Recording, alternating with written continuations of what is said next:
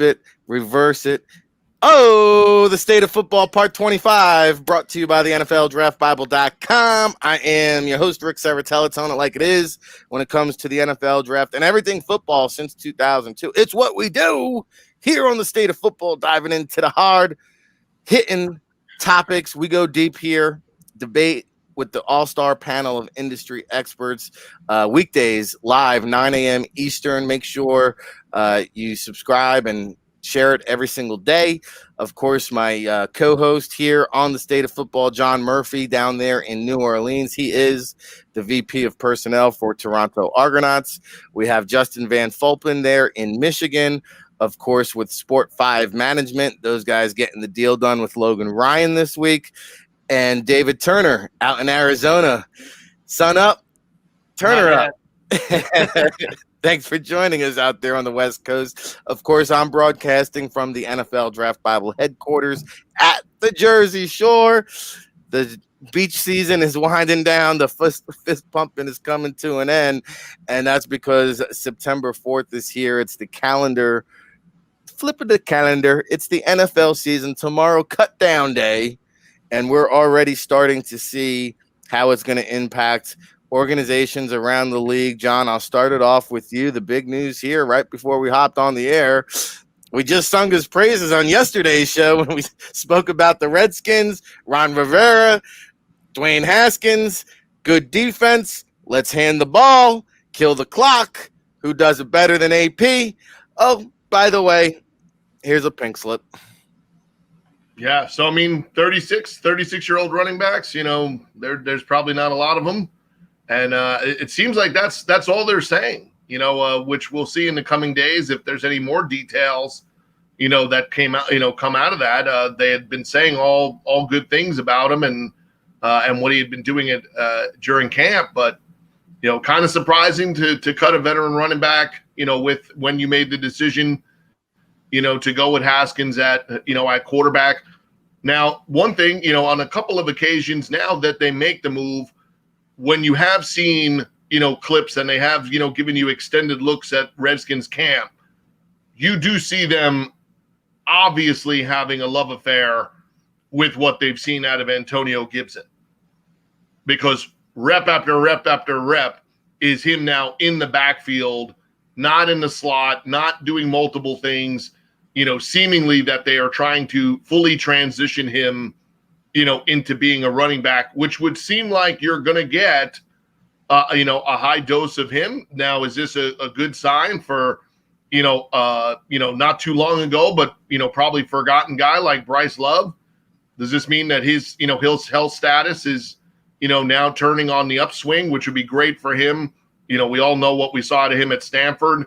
And then, a safety valve guy in Peyton Barber, who's been a good, adequate, average, I would say, NFL running back, there in Tampa, that not, a guy that would get you, up in the morning, running to go check your fantasy football stats if that's your guy. But, he's still there. But you have to say, for multiple reasons and two of them very different, this could just be an age thing and them wanting to get newer guys on the field. That's understandable. But, for a team that went into the offseason, with Adrian Peterson and Darius Geis, and now to be even having a conversation about Peyton Barber, not exactly what you're looking for, but there'll be other things going on, because we laughed, or I joked about Shady McCoy probably not feeling great about Leonard Fournette getting signed, but it wasn't McCoy who ended up getting a phone call last night or this morning. It was Dare, who was their third down back last year, who found out that, he will not be playing on first, second, or third down, at least not for the Bucs. Yeah, and I think the addition of Fournette is actually going to help Shady there. But, David, speaking to the Redskins situation, John mentions Peyton Barber, and I hate to disrespect Ernest Biner and even put Peyton Barber in the same category, but it's the old Ernest Biner adage. Hey, you need 3 yards, he'll get you 3 yards. You need 4, he'll get you 3.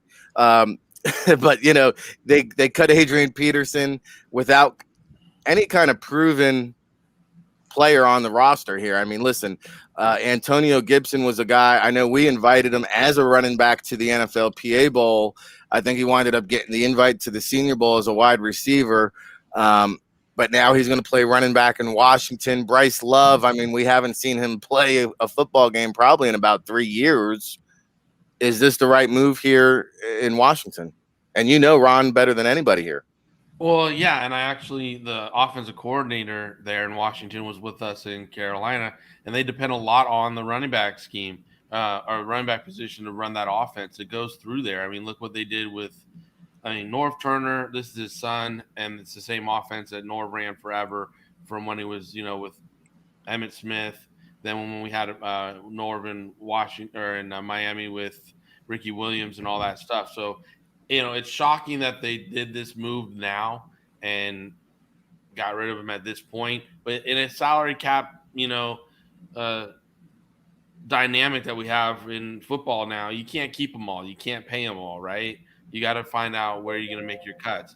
This was surprising to me because, AP is exactly what Ron usually likes, is as a guy, as a player, as a locker room person. So, he's not a distraction. He's not a guy that's, in there, getting people riled up. He's actually a good leader. So I was surprised that, Ron in his first year didn't keep AP in the locker room, didn't keep him, helping him, push forward, and the other changes that I'm sure are coming there in Washington and help stabilize the locker room for him. And again, Bryce Love, I remember him in college. He was a great player, right? But like you said, Rick, we haven't seen him play in like 3 years. So it's hard to, hang your hat on that guy or any of their running backs right now. They might be shopping the waiver wire. Watch Washington to maybe make a sign or something on the waiver wire if someone comes free, and they were just getting the cap room and the space freed up now. I think the next 48 hours are going to be very interesting, all the way through Tuesday actually are going to be very interesting in the NFL with trades, veterans getting cut, re-signed in other cities. There's going to be some, in my opinion, this year roster shifting is going to be very interesting here on Cut Down more than years past. Yeah, we're talking Adrian Peterson released this morning by the Washington Redskins. We'll go over to Justin Van Fulpen. Justin, what happens from here? We heard the Patriots in the mix for Leonard Fournette. They're starting, or one of their running backs, Damian Harris, now injured. The Rams, I think, can use a running back here. Jacksonville, obviously, might be looking to sign a running back. I would assume, based on what I saw last year, I think he even had 1,000 yards. Not that that's saying a whole heck of a lot, but I believe there's still gas left in this tank. Yeah, I think so too. I think, but the also thing you have to look at with these vested veterans is that if they're on the roster in week one, their base salary is guaranteed. So maybe Adrian Peterson, some of these other veterans that get released that are kind of on the downward, we don't see them get signed till week 2 because, again, then it's just a week by week as far as paycheck for them. So I think that's where you look at Washington with a rebuilding standpoint there. Maybe even Adrian Peterson comes back, this season to the Redskins. But again, as far as when you look at those vested veterans being on the roster in week 1 and those base salaries being guaranteed, I think that's another factor to look at when we talk about these cut down days here coming up. Yeah, the state of football here. Rick Saratella, John Murphy, Justin Van Fulpen, David Turner, breaking it down. It's what we do each and every weekday, 9 to 10 a.m. Eastern. I thank everybody for tuning in. We got the chat room open, too, if you guys want to chime in here with some questions. I see Big Mike, 8848, with the fantasy football question, wants to know, would you draft Devontae Freeman in the late rounds in case somebody in the NFL picks him up? I absolutely would. If I had a flyer pick at the end there and it's a deep league. Listen, I recently had a fantasy football draft last week that's pretty deep and pretty intensive. And hey, I took a flyer on Antonio Brown, Josh Gordon. Heck, I even stockpiled Des Bryant just because you talk about these veteran players when these injuries start dropping and these COVID cases start dropping. I think these veteran guys are going to be very valuable in-season pickups. So Devonta Freeman is a guy, to me, I think he's kind of playing his cards right, waiting. We usually see injuries during the preseason games. We didn't have the preseason game, so best believe week 1, week 2, there's going to be some kind of season-ending injury, and guess who's going to get that phone call? Devontae Freeman. So I absolutely think that he does offer up great value. I mean, hey, you got a last pick, somebody to stash on your bench roster spot to play with. I absolutely advocate for that. Now, let's keep it with the NFL hot topics. David, Jacksonville has got a fire sale going on. If you can find a talented player left on the roster, they're willing to deal them, baby. And, we talked about Dave Caldwell. How many passes does this guy get? They now have 11 draft picks for the 2021 NFL draft. But when you ship talent out of the building, it's nice to get some draft picks back, but you've got to hit on those picks to kind of replace that talent. So it's great to have these boatload of draft picks, but unless you hit on them, what are they really doing there in Jacksonville? Well, it's really interesting to me. I mean, it's like, last year we talked about the Dolphins tanking for Tua, right? And so it's like, is Jacksonville really going all in on a quarterback that they want to just make sure they're in position for? The quarterback that they currently have there, he came out and said that, they're not going to be tanking anything. He's not going to let that happen. Well, if you're not surrounded with the talent that you have or that you need to win games in the NFL, it's going to happen for you. You don't have to let it happen. It's going to happen for you. So, and again, this was one of the best young defenses we had seen, and Caldwell built it. Remember, they went up to the Foxborough not that long ago, and they were really a great young team, and they made some good moves. I don't know what's going on in Jacksonville right now. I really don't. I'm really baffled by it. I mean, the guy's been in the GM position since 2012.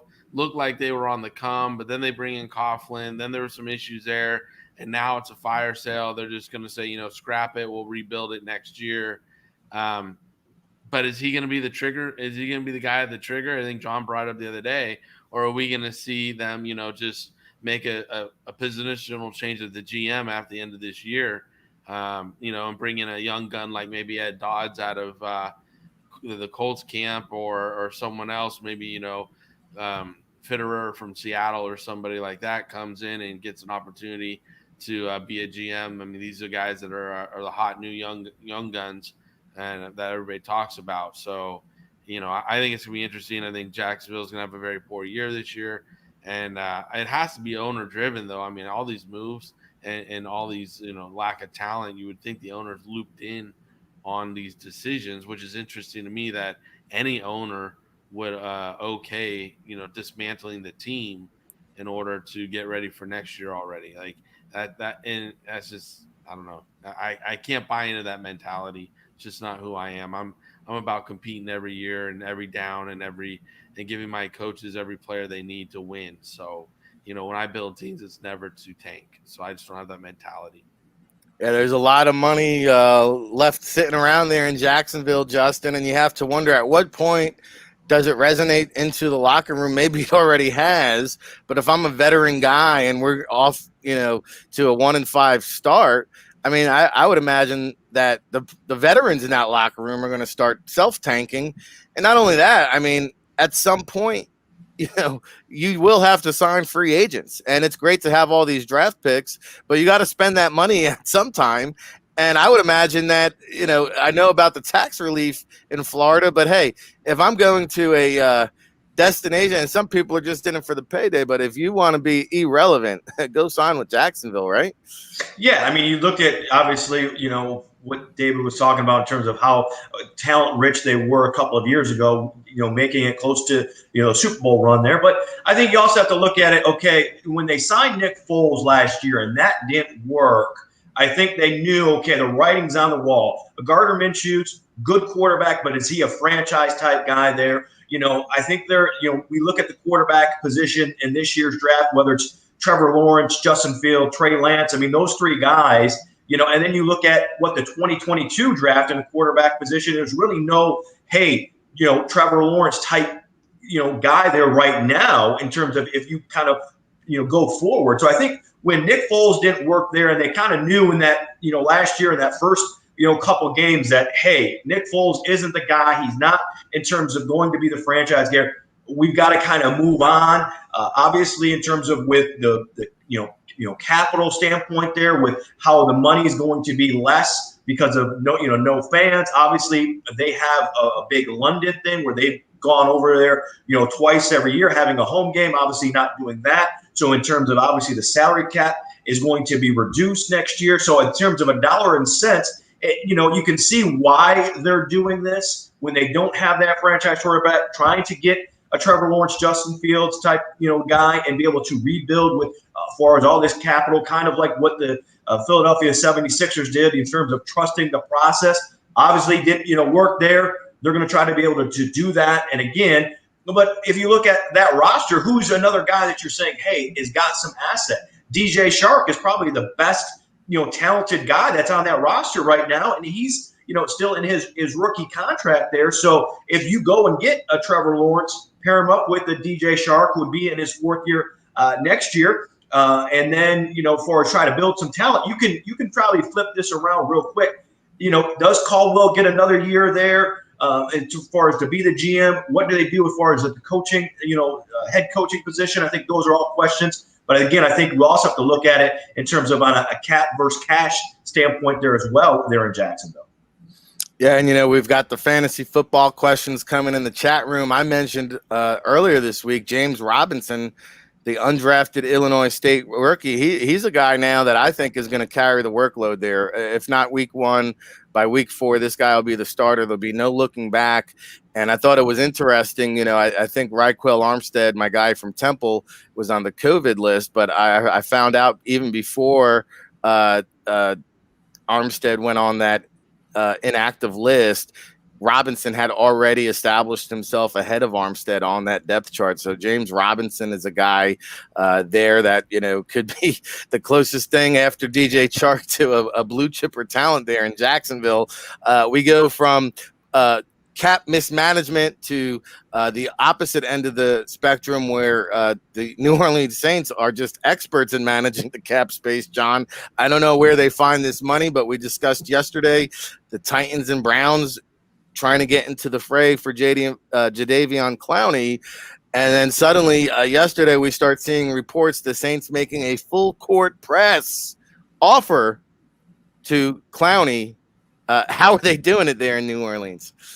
Well, I think, a couple of areas that you see them do very well in is redoing their veteran contracts and having those players have the willingness to redo them. So I'm sure there's somebody, that we haven't looked at, in terms of contractually, that they've already gone to and said, hey, if we can make this deal work, we'll come back to you and make this work for you as well. So somebody else beside Clowney would be getting some guaranteed money out of this deal, to help open it up for them. But they also have the willingness to do things different in the sense of they're going to put young guys out there on special teams.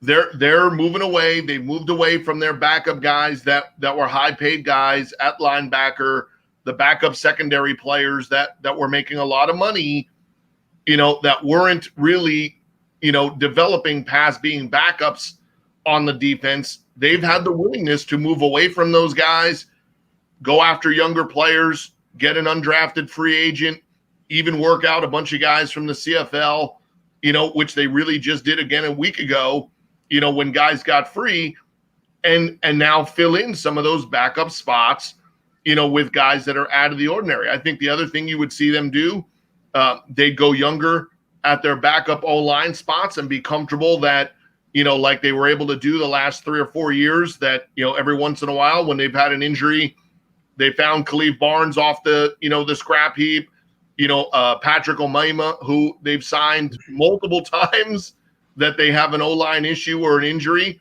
They're okay with letting their younger guys develop as backups and then know that if there's an injury in season, we're not going away from that development, but temporarily they add in that journeyman vet just to kind of get them through the rest of the season. And you look at their front, and their secondary is probably going to be one of the most improved areas, which when you're saying the guys that they have, it's the second and third year guys taking those next steps to being viable players to where their fifth and sixth DB now are legitimate guys that if they're on the field, they're not having the anxious moments that the Saints once had back there.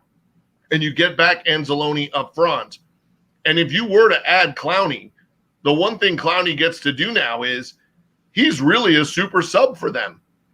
So for 1 year, if you're Clowney, you max out your guaranteed money, you stay as healthy as possible and produce, you get to play on what is perceived to be a Super Bowl contender, and you think about some of the games that Clowney would then be playing in, 2 games against Brady, 2 against, Ryan, the number of probably 4 or 5, Sunday night or Monday night football games, it puts Clowney in position to regather his steam, be healthy again this offseason, and maybe get a team that's desperate for a pass rusher or one guy away that gives him that bankroll. Because I think the main thing that he's looking at right now, if he's being honest with himself and he's looking at the market sees him as a one-trick pony that has a medical risk. And he's not 25 years old anymore.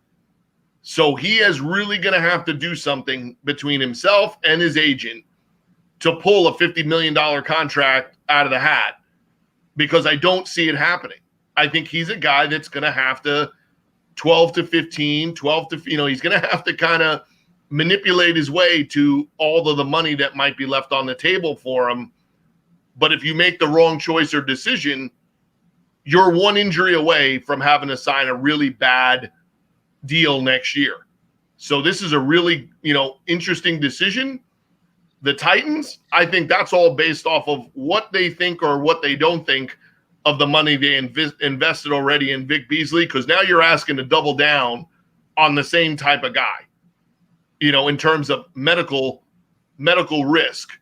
You now have 2 guys that are suspect, and you're spending probably $20 million of your cap on 2 guys like that. So to me, I think the Titans are probably maybe the third. The Ravens maybe could still jump in, but it seems like the Saints or the Seahawks are probably the 2 destinations that he could go to and get the most bang for his buck. And the last point, you got to look at that Jaguar stuff.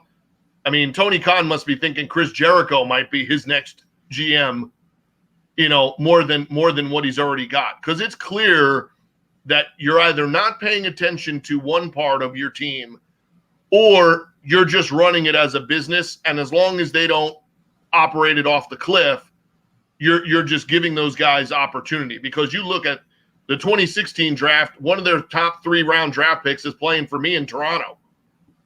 2017, they've already lost 2, if not 3 guys out of that draft. So every draft in the last 5 years, there's at least multiple guys that you picked in the first 3 to 5 rounds who are not even part of your organization anymore. You can't survive in the NFL with the salary cap era, with your good player era. You can't survive missing on that many guys. And then you can't survive with Fournette leaving for nothing, not doing anything with the quarterback stuff when you knew you were in trouble with it multiple times in a 5-year period. You don't get anything really for Fowler. You don't get enough for what you traded, and got rid of a talent like Jalen Ramsey, when it's really, like I said, you get rid of Fowler and you draft Josh Allen. You get rid of Ramsey and you draft C.J. Henderson. You're just replacing guys that you had with the same type player at a position that you're now missing. So you're not getting enough bang for your buck there. And that's why when you're saying, well, like, who's on that roster, beside Josh Allen and DJ Shark? Well, it's the misses. They've drafted 4 Pro Bowl players, but you start looking at it, they've lost 3 of them that they drafted. And look at those drafts. I mean, they're bad. They are just bad drafts, and the guys that are still there, are huge question marks. This class of guy this year have to start turning it around for them to see what's the next step you're taking with all those picks. 11 picks in the, and most of them are double two number ones, two number twos, 2 4s, 2 5s. I mean, you have all the ammunition now to do what other teams have done, but it's just, to me, a question of who in that room is really, in control. Because I would have thought by now it's Coughlin. But to hear Marrone say, well, I thought it was best to get rid of Fournette by now to help us win. Well, yeah, if they really wanted to help you win, coach, they would have got rid of you. Wow. Well, it's a lot of hard-hitting truth here on the state of football, but I want to bring it back to the Clowney conversation and go up to Justin because, we heard that he initially wanted $21 million per year. We saw Yannick Ngakoue take a $6 million pay cut to go play in Minnesota from $18 million down to $12 million. One would probably argue that Ngakoue carries more value than Clowney at this point. But, this is a big-time player that's going to command big-time dollars. What kind of contract situation could we be projecting here for Clowney? Yeah, I think you're looking at, a $10-11 million range for a 1-year deal. Like John said, in terms of the medical issue is the big thing with Clowney in terms of his knee, in terms of, hey, can he be healthy? Can he be healthy for a full 16-game season? I think it's a 1-year type prove it, deal with some incentives, in terms of, hey, play time as well as, Pro Bowl, all pro type, incentives, not or likely to be earned incentives in terms of that, to be able to at least put that carrot out there to try to, put up the dollars there, but also making sure that he's got to prove it on the field there. But like John said, in terms of it's trying to be able to get a team to look to do a 2 or 3, year, 4-year deal for his next offseason that will range into the 18, APY type, money there, what he had been looking this past offseason and never got really an offer to that level. Yeah, and we'll see how much being inactive, if he can stay healthy, he'll need to stay healthy to get a multi-year contract at this stage of his career. David, I'm saving the chat room question for you, coming in from our brother from another mother down there in Texas in Jeffember. He wants to know how Clowney fits in. You heard John kind of mention he's now a pass rush specialist. They do have Cam Jordan and Marcus Davenport. Does Clowney insert himself as a starter there, or does he become this kind of matchup chess piece? Well, it's interesting to really dive into that because, honestly, when we're talking about the teams that are going up against, you're thinking about like the Falcons, who I think stink. I think, talk about a regime change that's overdue. That's one. And then, you have Tom Brady, who's not the most mobile guy in the world, that are just going to be standing in the back. And then you got Teddy Bridgewater, who's 6 foot and can't see over an offensive line that well. So, again, if you look in the matchup thing, I think if Clowney goes to the Saints, he becomes a role player at first, works himself possibly into a starter position that after he's there for a little while and maybe some injuries happen, he gets the opportunity to play more. Or it can just be a great chess piece, like you said, to, hey, this week I think the way Clowney rushes is better than this other guy, so we're going to start Clowney over this guy. Next week it's going to be a different rotation, on the other side of Cam. So, I think it can be very interesting. And obviously, again, that's how personnel guys, right, John? You want to give your coach as many pieces as they need to win and to win those matchups. And NFL is a matchup league. If you can give them another piece like this for $10 million and give that defensive coordinator some more tools and some more weapons going into this year. And again, that division is very winnable. That division is a lot of our experts that have come on here, Rick, have picked the Saints to be the winner of that division and making a playoff, even a Super Bowl push. So, I mean, adding some nitrous to the engine right now with a Clowney would be really interesting down there and at the Saints.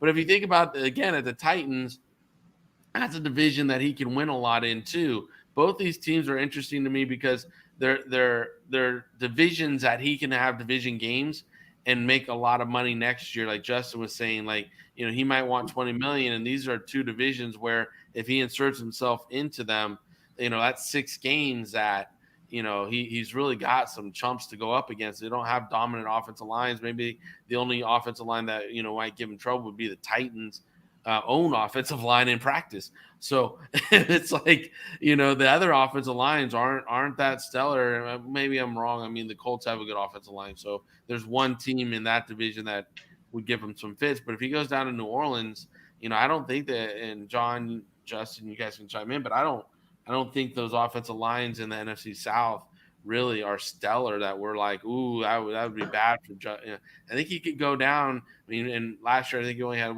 3 sacks.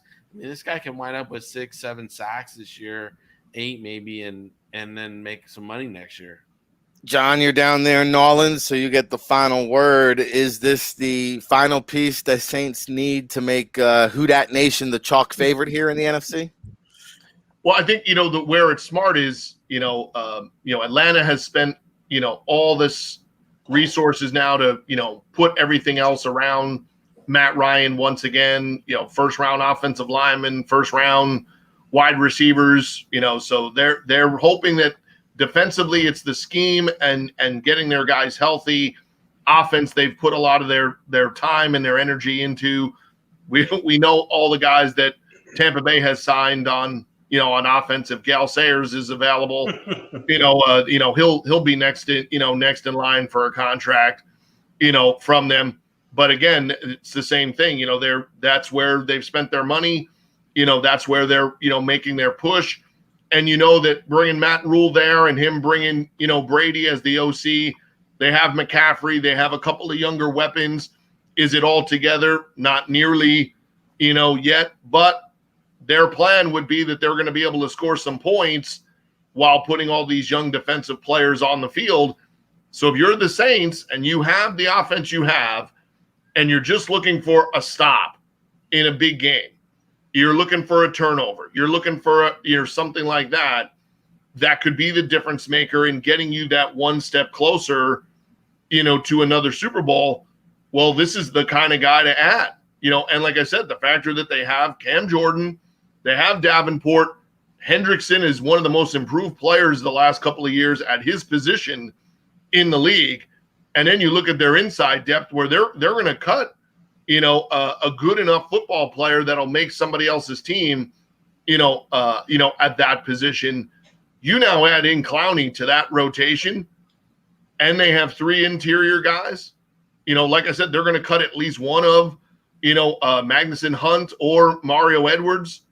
Probably going to possibly cut a Shy Tuttle who played well for them down the stretch, last year. Now you're talking about them having, 8, 7, 8, 9, guys in their front. So in a COVID year, in a year that you're, projecting to play, 18, 19, football games this year, adding Clowney to that mix is just a way to sort of offset, all that nitrous, oxide that all these other teams in your division have added offensively.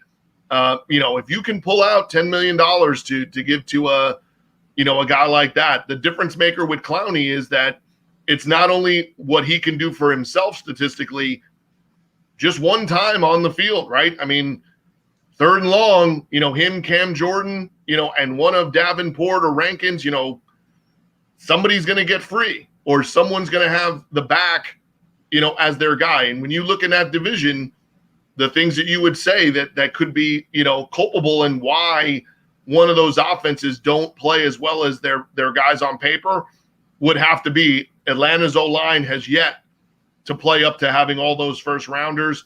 Carolina, we're going to give them a little bit of a pass temporarily.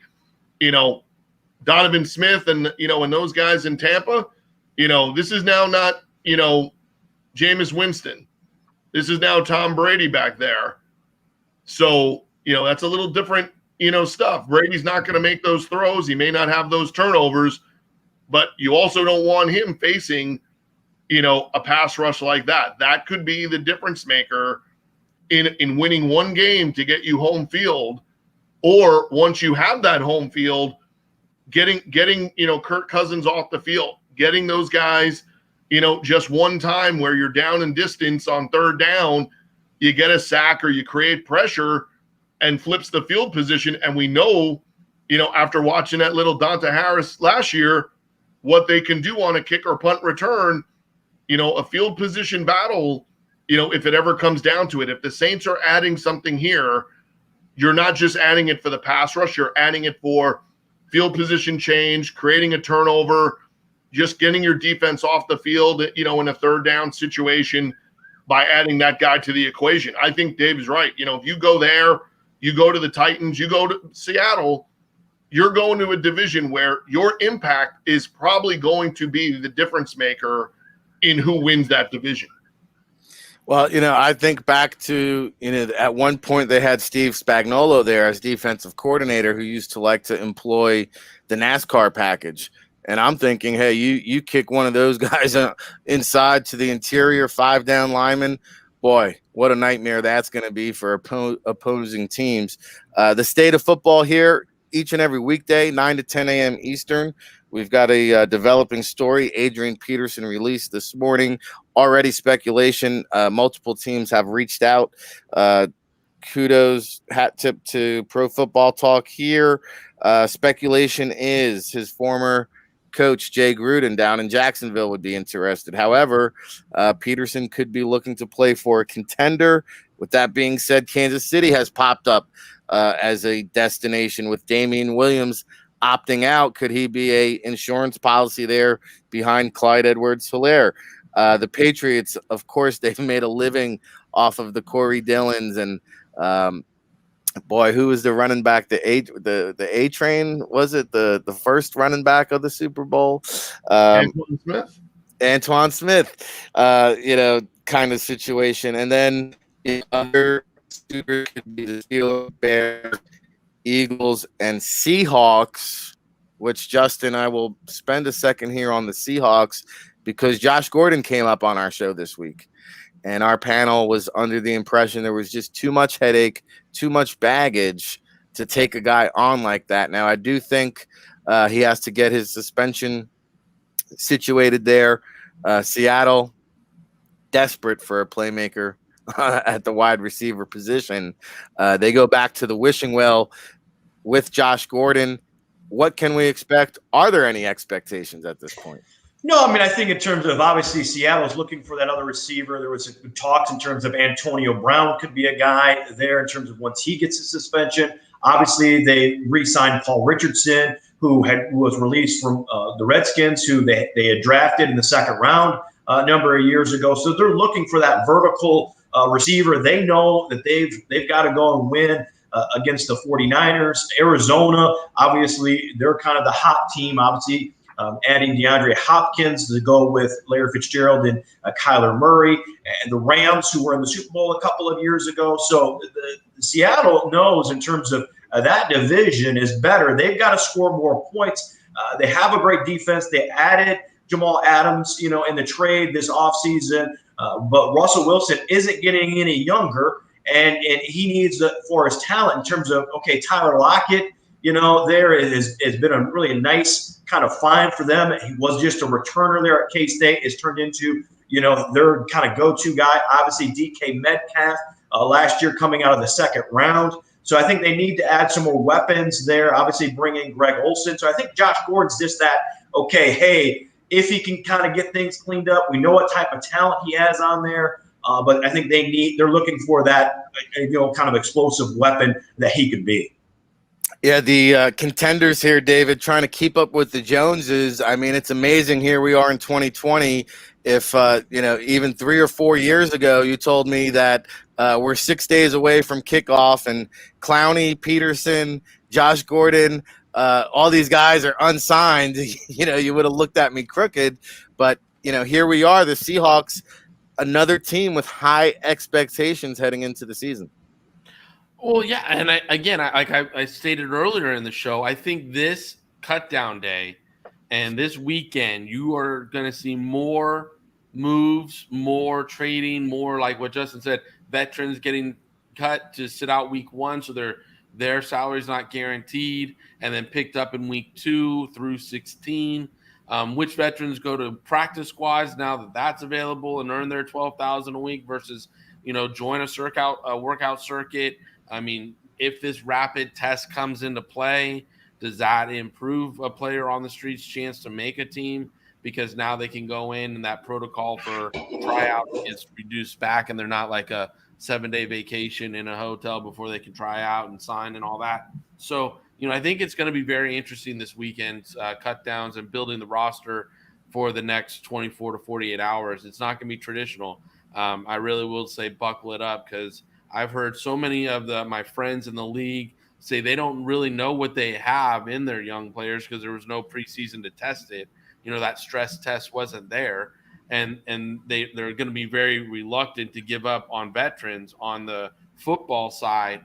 That being said, you also have to think about the cap, right, John? So now you have this cap that's going to be dictating what's going on. Like Justin said earlier, we're going to see next year's cap dip, and probably the year after that, the cap might dip even back a little bit. So, you're looking at a situation where if the capologists are looking and saying, hey, 1 to 2 years, we're going to have a reduction in cap. This year, we can start to make some of that correction by releasing these veterans, trying to sign back. We know week 1 football isn't going to be that good anyways because we haven't had preseason to get it going. So let's really build the team to start hitting stride weeks 3 through 16. I mean, look at what Belichick typically does. I mean, I want to say, and maybe I'm wrong. I mean, obviously there's people out there that will be able to tell me, but I think the Patriots last year were like 1-3 in the first 4 games.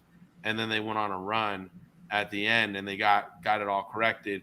And then boom, here we go. The Patriots are, back in the mix late, hosting the trophy and everything, because Belichick knows like the first quarter of the games, you're still trying to figure out who you have, what roles they play, best way to scenarios to put them in, how to match up with his own guys, because it's not about the first 4 games. It's about hitting stride at the end of the year and have that momentum into the playoffs and then dominate the playoffs, because that's when legends are made, not the first 4 games. So, again, that's coaching, that's not getting too anxious, and that's an ability to, get his team in position to win championships, not just games. And that's a unique trait that not a lot of coaches have and carry with them throughout the league.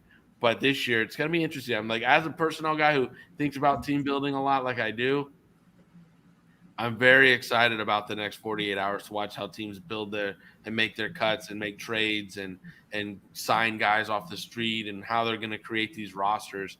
Because to me, there's a lot of scenarios. I mean, being in arena football, we had these rules where you can put a player on IR and pull them off and do all this kind of stuff and this tricky little stuff that you can get accused of stashing players and doing different things.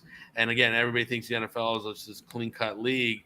Well, let's see who starts playing these games at this level now that the rule book's opened up a little bit, because again, if you're not cheating, you're not trying. If you're not rubbing, you ain't racing. So, I mean, who's going to fudge the line? Who's going to cross the line? That's going to be interesting too, to see how these teams really guard their veterans, cut their roster, fix their cap, save their cap. I mean, this is going to be a very interesting year coming up. So, David, you're telling me there's cheating in the NFL? No, and the Patriots never cheat. Ever. Well, speaking of the Patriots, don't laugh, don't cheat. Ever. Speaking of New England, John, it was reported that Cam Newton has been named the starter in addition to a team captain there for the Patriots. Now, I saw the nice little fancy graphic that the New England social media department came up with, and they did announce the team captains, and Cam Newton was one of them. But to no surprise, when Belichick met with the media, he refused to announce Cam Newton as the starter. But I think it's a foregone conclusion here, and you've heard, from day one, he's the first one in the building, last one to leave. You heard David talk about it. Listen, at the end of the day, cheating or not, Belichick's the best in-game adjustment coach and also in-season adjustment coach. This guy has creating new identities on both the offense and defensive side of the ball. He can go from 1 week a pass-heavy orientated offense to the next week a run-orientated offense. He can go from a 3-4 scheme base to a 4-3 scheme base in a matter of 1 week. How much of a legitimate shot do the Patriots have here with Cam Newton running the helm? Well, I think the thing is that you still have, to look at Miami as a work in progress. And you still have to look at, as much as Ralph would, not want to be a part of this conversation after listening to him, talk about his Bills down the stretch last year, that wasn't playoff football. They had a lot of opportunities to have that season go much differently down the stretch. And, it's still a young team in terms of Josh Allen in those situations. The next time they're in those situations, now we're going to see the maturity of that group, right? They've gone out now and, changed the running back scenario to double down on having the 2 young backs, and that'll be a very interesting battle because I think you could see Zach Moss take that job sooner or later, there from Singletary. But they've also doubled down on fixing the O-line, got that added pass rusher, brought in Josh Norman, as a veteran. The Bills are now going from the developing team to the up-and-comer, and they win a game and they beat somebody good. Well, now it's expected. And now when you're in that role of the expected winner, how do they perform? So to me, when 2 of the games are probably still against Ryan Fitzpatrick run Dolphins, who have played the Patriots well, but it's still the Dolphins up and coming versus Belichick and them. And forget about Gase, and what the Jets' issues have been. You're still looking at a division that if they split with the Bills, they're still going to be favored in most of those other games in their division. So it may not look like, the Patriots that we're used to, but you could get that team with that defense, the factor that they have a running back for every day of the week already on their roster to dress. So Damian Harris not being able to play, what did that save him? The 2 carries he was going to not get anyway? So, they already have enough guys there, to say the thing that David mentioned. You look at good teams, and by Monday, you'll know and understand why those are good teams, right? You'll see how good teams manipulate the next 48 to 96 hours and then be able to say next week, no wonder Gase is cross-eyed half the time the way that they're doing things, because you just see people are cockeyed and you understand why. Right. And then you see other people and you know why they're successful all the time. Belichick's been able to go from a man scheme to a zone scheme to a blitz scheme, run the ball, dump it off, vertical passing, you name it, they've done it. So you're talking about just needing to let one team cut a veteran O-lineman who can play a hint of guard or tackle. Let one team cut a tight end, find a Ben Watson type guy that's 30 whatever that just can go out there and do his job and be a safety valve guy, for Cam Newton. They just need 1 or 2 veteran guys that some teams are going to run away from paying those guys for the year. And guess what? By the factor that all these guys opted out for the Patriots, what do the Patriots have right now? Salary cap space, which now is very easy for them to use on a couple of guys like that just to get them through this year. And hey, if they go 8-8, 9-7, and they're the wild card, number one, they've overachieved. And number 2, if you're in a playoff game situation, like you said, if you're playing the Bills as the wild card, or you're playing the Texans, or you're playing the Colts, and you're at they're the home team, and what you have is the Patriots with their scheming and Belichick, You may be a 6 or 8 point underdog in a playoff game for the first time in 20 years. Doesn't mean that's not going to end up being a 4-quarter game.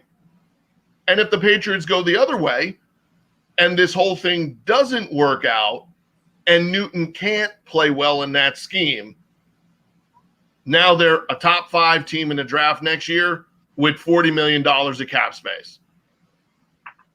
Very interesting.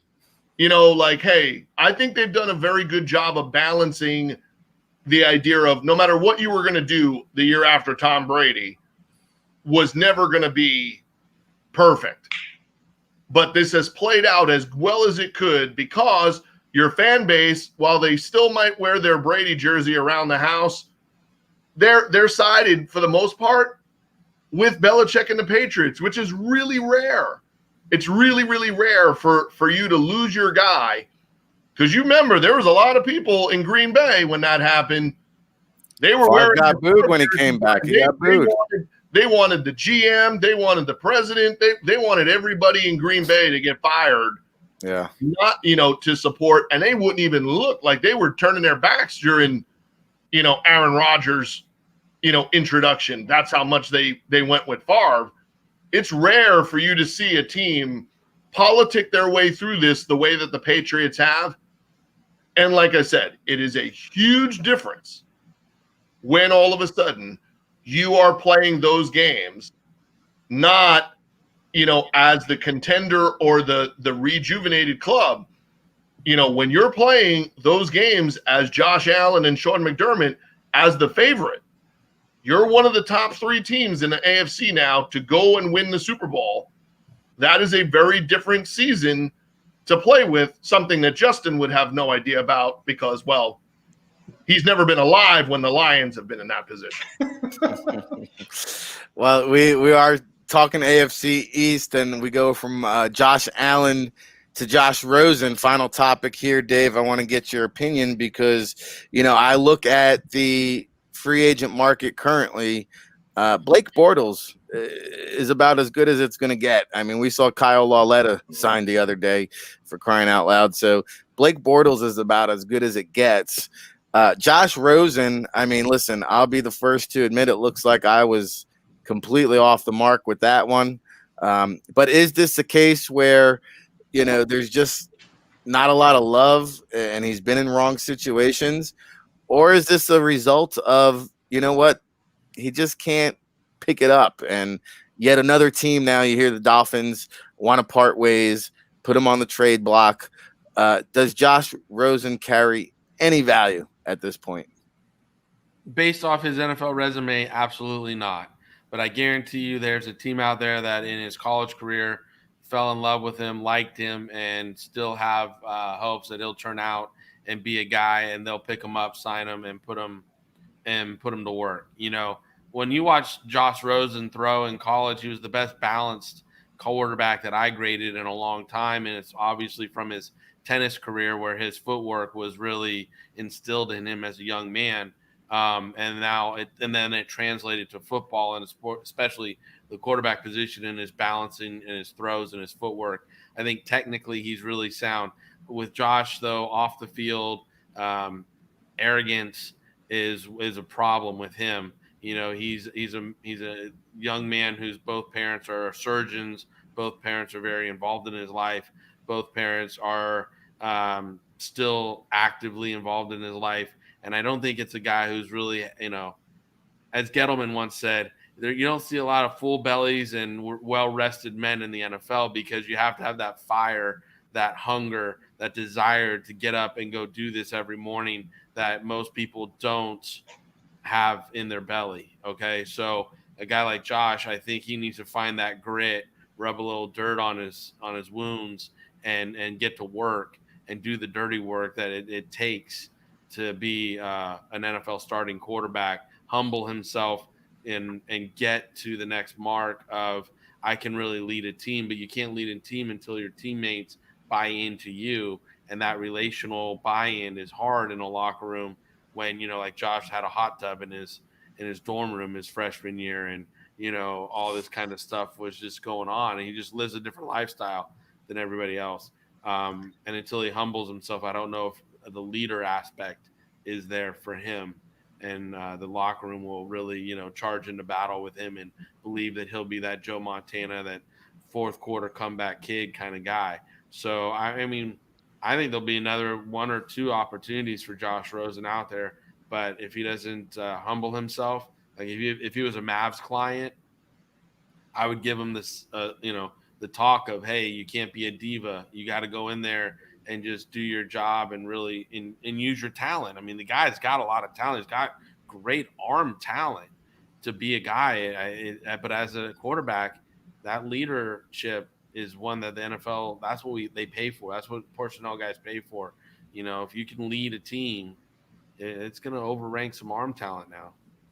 Well, and that's why a lot of first round bust because you can't measure what's in here, right? And it's hard to manufacture that fire in the belly that David Turner speaks about. Either you're a leader or you're not.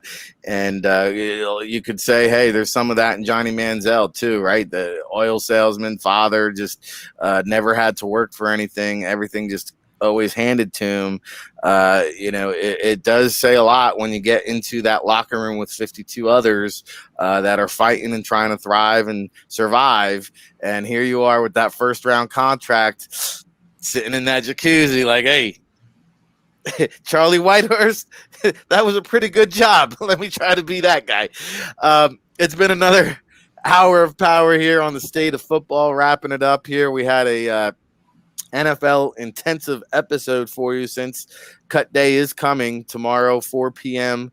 Eastern. And we may even be back here on Sunday. We're discussing doing a cut down special. So make sure you follow us on Twitter at NFL Draft Bible for that. We have Ryan Roberts joining us next week, along with Dane Brugler, Aaron Wilson, lining up some great guests. We'll have David Turner and Justin Van Fulpen back at some point next week as well. Justin, of course, Sport 5 Management. Congrats to you and Joe Siegel there for getting that Logan Ryan deal done today. And hit the people here with a parting shot on this Feel Good Friday. Well, I think in terms of it's going to be interesting in terms of we talked a lot about the NFL, but as far as college football, the state of Michigan, yesterday, the high school, they reversed their order. They're going back to playing high school football. We see as far as the Big Ten, they're potentially doing as far as a revote. There's a potential talk about restarting there by October 10th. It's going to be very interesting in these next week or so to see what the Big Ten does and if that has any impact on the Pac-12. But again, I think that as far as with the state of Michigan, obviously there is the high school playing high school football and reversing the governor reversing her order on that. Could we see as far as Michigan State kind of pushing forward with the Ohio States, Nebraskas, and Iowas to play Big Ten football this fall? Yeah, we had our good friend Big Daddy Salgado who held that rally out there, another rally out in Nassau County, trying to rally the state of New York to let them play high school football. And hey, the Big Ten, we could probably spend another hour here just talking about that situation, David. But I think, we've covered a lot of ground there. We'll monitor that situation over the weekend, see how it develops and plays out. I know you've got the Friday night scout school going on tonight with Ryan Roberts, breaking down some safeties there. The podcast came out just a couple days ago. Any quick hot takes on the Big Ten and just a parting shot with Maverick Sports Consulting and everything you do there?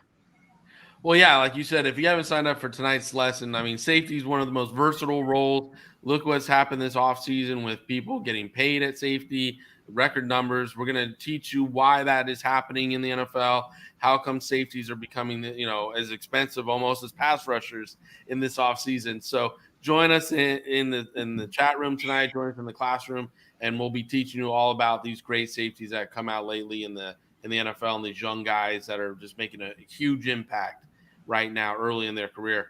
And as far as Math goes, I mean, yeah, we're rolling. We have the podcast, Math Sports Take. If you haven't downloaded and listened, please go find it on any of your podcast platforms. We're everywhere. You can take a listen of all our first 4 shows, some great guests, great topics, all that stuff.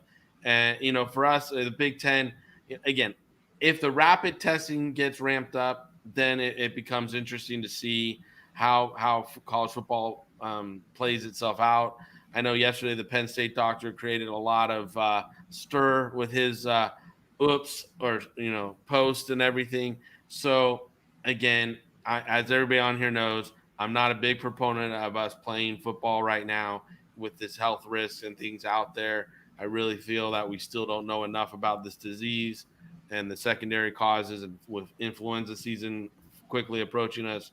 And, I just ask everybody to mask up, stay safe, stay diligent with your hand washing, and don't think this has gone away. It's not. It's still a very major factor, even though we're getting fatigued on talking about it, and people don't want to hear us talking about it as much as just the other day, 2,000 Americans lost their lives to this disease. We have over 6 million still that have been infected with this disease.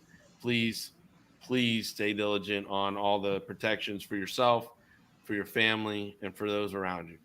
Yeah, stay smart, stay healthy, stay safe. And, you heard David mention the safety is becoming a costly position in the NFL. Two of those guys, one of those guys that just got a payday and another guy in line for a payday, Budda Baker and Jamal Adams, are two guys that David and Ryan have gone back to the college film and dug up, and they'll be breaking down that all 22 film tonight at Friday Night Scout School. I can't wait to dive in. I'm learning as we go here. I think this is seminar 8 already, so 2 months worth of knowledge.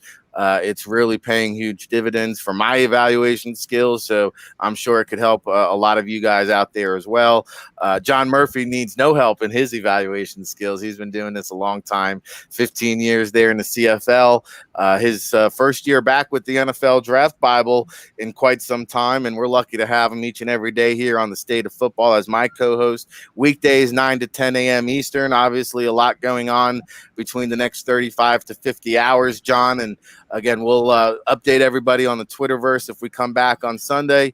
But regardless, whether we come back on Sunday or Monday, we've got jam-packed shows lined up all of next week.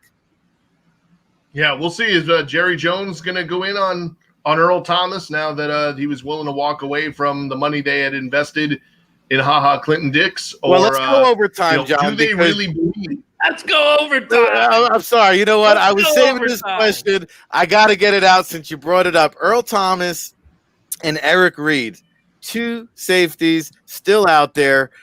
I'm just saying, Eric Reed set career highs in tackles, forced fumbles, fumble recoveries.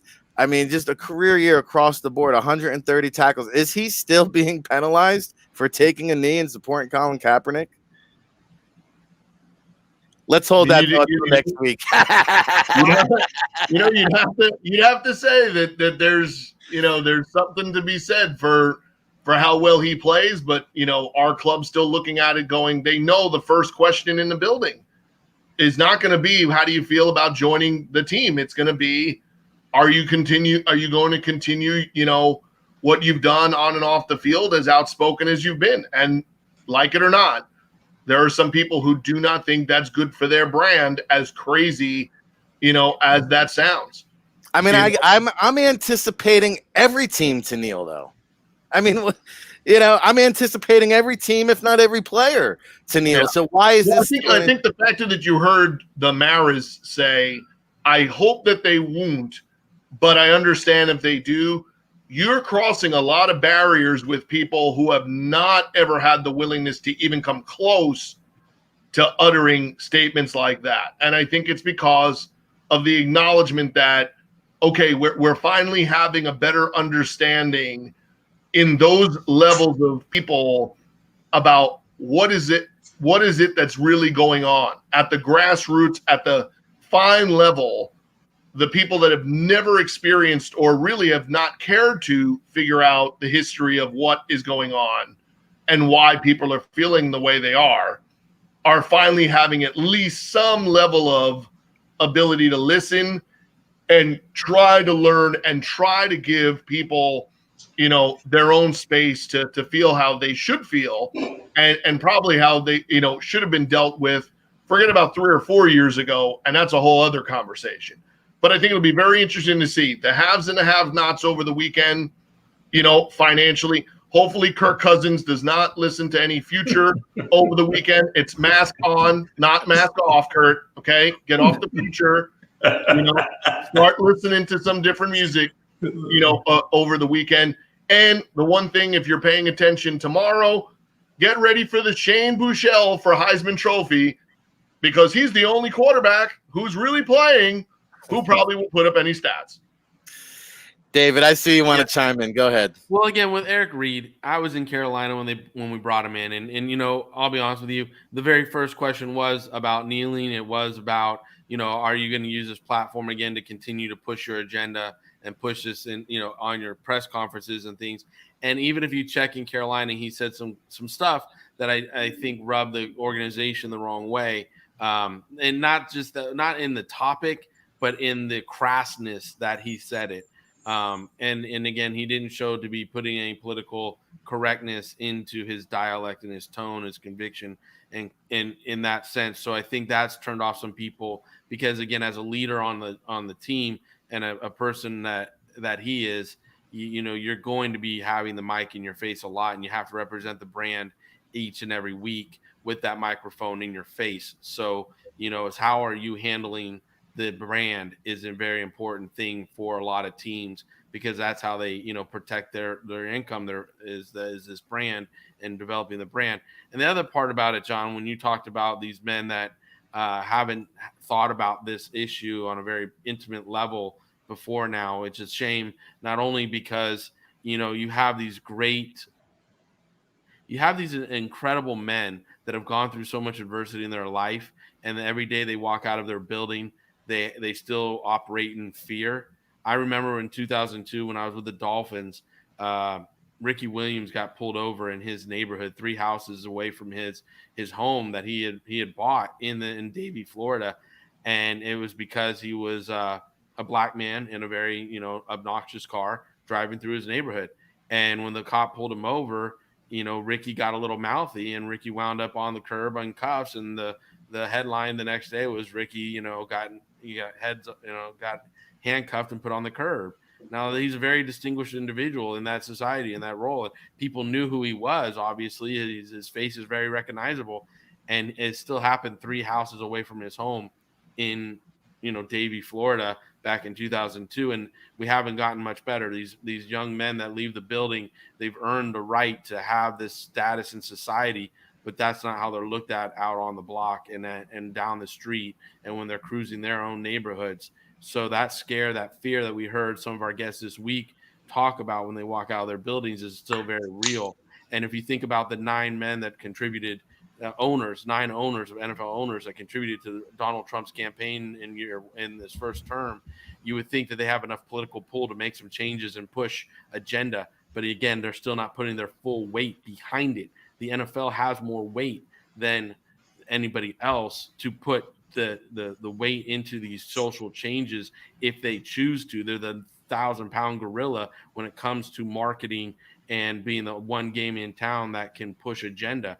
And it's still not the full weight of the NFL and owners behind it. Okay, so understand they're giving nuggets to the young men, but the full weight of the NFL has not been pushed into this. And if you like that, come join Mass Sports Take, because we go unmuzzled like that all the time. We go deep here, and look no further than the Brandon Marshall, former NFL wide receiver video that hit social media this week. Same deal there. Hey, we're covering the hard-hitting hot topics here on the State of Football, weekdays, 9 to 10 a.m. Eastern. We'll be back at it again next week. Please tune in, phone a friend, let them know. I want to thank all of our special guests, David Turner from Maverick Sports Consulting, Justin Van Fulpen from Sport 5 Management, John Murphy of the NFL Draft Bible Familia, Toronto Argonauts, of course, Rick Saratella here. We'll catch you next time, everybody.